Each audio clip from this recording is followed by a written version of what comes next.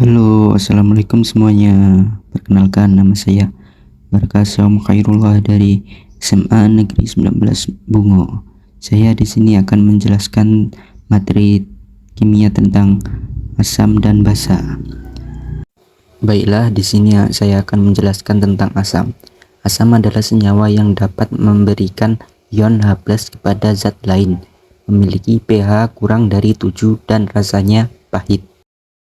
Sedangkan basa adalah senyawa yang akan menyerap ion H3+ jika berkaitan dengan air.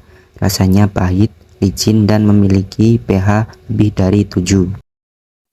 Berikut ini adalah contoh dari asam dan basa. Contoh asam adalah jeruk lemon yang memiliki rasa asam. Sedangkan basa contohnya adalah sabun karena licin dan memiliki rasa yang pahit. Berikut ini adalah ciri-ciri asam dan basa.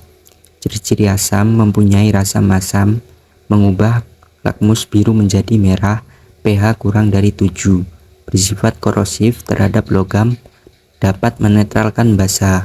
Sedangkan basa memiliki rasa pahit, terasa licin jika kena kulit, dan memiliki pH lebih dari 7, dan dapat menetralkan asam.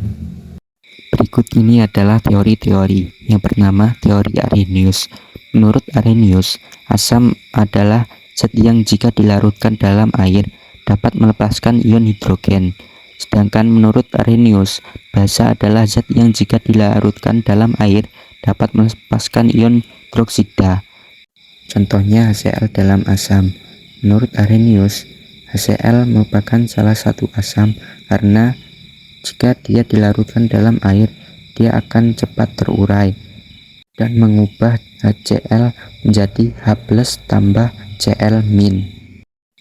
Berikut ini adalah kekurangan teori Arrhenius. Yang pertama, hanya dapat menjelaskan sifat asam basa dalam pelarut air, tidak pelarut lain. Yang kedua, tidak dapat menjelaskan sifat asam amonia dan natrium karbonat yang tidak mengandung ion hidroksida namun menghasilkan ion hidroksida ketika dilarutkan dalam air. Teori yang selanjutnya adalah teori Bronsted-Lowry. Menurut Bronsted-Lowry, asam adalah senyawa yang memberikan ion hidrogen atau proton disebut donor proton. Asam yang telah melepaskan satu proton akan membentuk spesies atau zat yang disebut basa konjugasi. Sedangkan basa adalah senyawa yang menerima ion hidrogen atau proton disebut aseptor proton.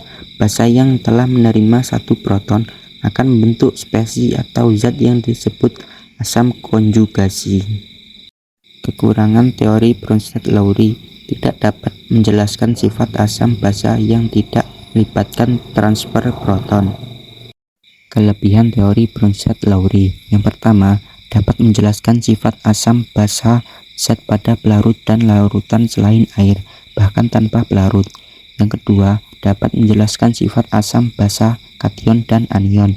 Yang ketiga, dapat menjelaskan zat yang bersifat amphoter atau amfiprotik atau dapat berupa asam atau basa. Teori yang ketiga adalah teori Lewis.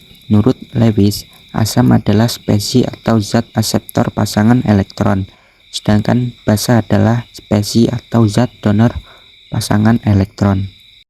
Berikut adalah kekurangan teori Lewis. Yang pertama, ia dapat menjelaskan sifat asam basa zat atau ion yang mencapai kaidah oktet. Yang kedua, hanya dapat menjelaskan sifat asam basa senyawa kovalen. Kelebihan teori Lewis. Yang pertama, dapat menjelaskan sifat asam basa yang tidak melibatkan transfer proton. Yang kedua, dapat menjelaskan sifat asam basa, oksida asam, dan oksigen basa.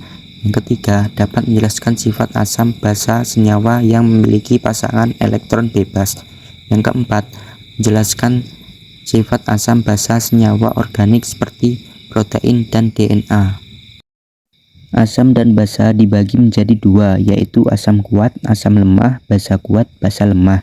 Contoh asam kuat: HClO4, HClO3, H2SO4, Hi, HCl, HBr, HNO3.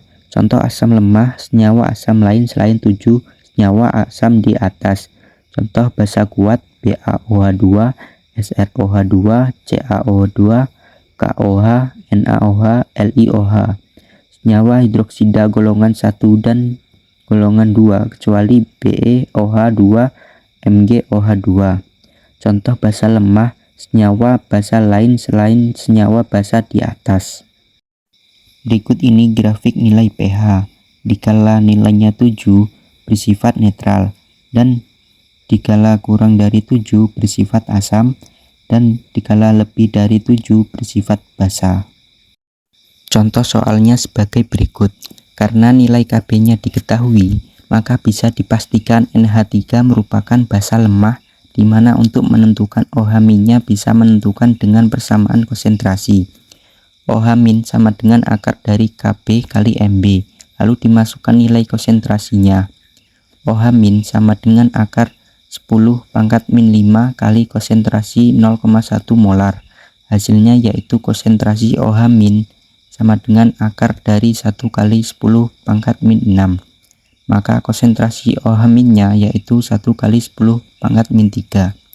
Jika POH sama dengan min log konsentrasi OH-, kemudian dimasukkan nilainya POH sama dengan min log 1 kali 10⁻⁻3, maka POH-nya yaitu 3. Tentukan nilai pH. pH sama dengan 14 kurang POH, jadi sama dengan 14 kurang 3, sama dengan 11. Sekian penjelasan dari saya, terima kasih. Wassalamualaikum warahmatullahi wabarakatuh.